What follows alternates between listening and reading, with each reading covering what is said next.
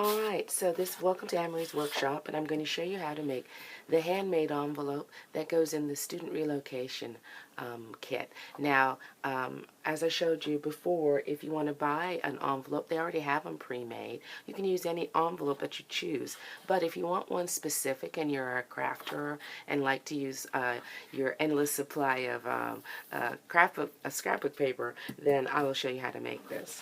Alright, it's very, very simple. I put it on this grid to help you out.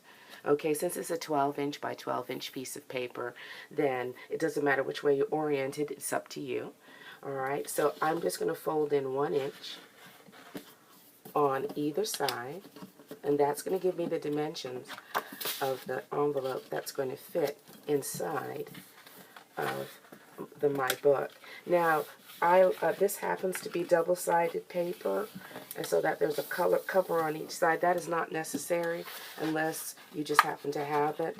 Most scrapbook paper will work. It doesn't have to be, it can be white on the inside since it will only be seen when it's opened up.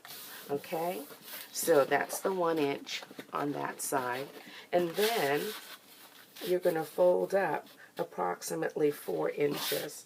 So for this case, 1, 2, 3, 4. This is Reynolds likes visual aids. Alright. 1, 2, 3, 4. You can almost kind of see the envelope coming together, right? And at the top, it's like 2.5. Sorry about that, but I kind of I use my eyesight, and I don't have to exactly have it fit. So that's 2.5, and that's where I'm going to fold it again.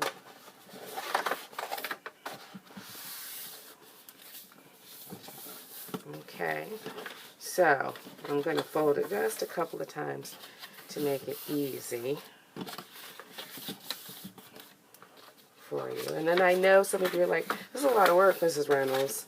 But you know what? It's always so worth it because the kids are so grateful and they kind of leave. And even if they're tears, they know from then on that they can keep their friends. And that's extremely valuable. All right, so I'm just going to trim that 1 inch in along the lines, 4 inches up, 1 inch in, all right? I'm going to do the same thing on the other side. Don't sweat. If you do it wrong, there's more paper in the world. We all know that. Alrighty. And then we're going to snip here and here. Alright. And here. And here. Alright. Let me trim that a little better. Alrighty. So now you have your envelope. Now before you glue it, the side flaps together, you want to go ahead and place these little anchor things here to help close the envelope. And what's good about this is you can kind of eyesight it right here. Okay? I put one here, and I'm going to put one about there.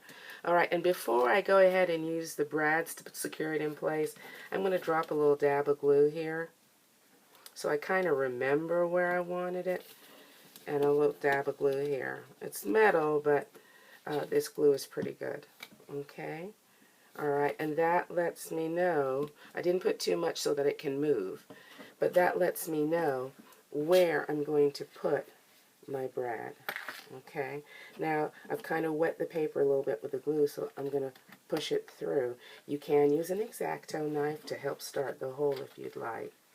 Okay, and don't worry, because it's metal, it doesn't stick too well, and so the brads will move. Okay, so now I'm going to open them up. It's just like having that glue helps. You have another little hand helping you. Alrighty, so that I open them up on that side.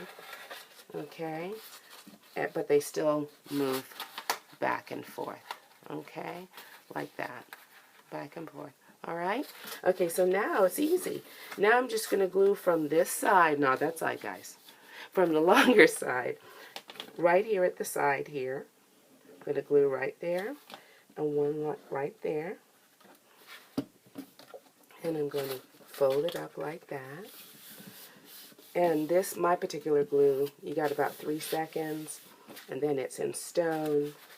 Then you can put the lid down, and you have a way to anchor it in place. Alright, so the kids can open and close the envelope. Alright? Okay, I hope this was helpful to you for the ones who want to use that just regular piece of paper. Thank you.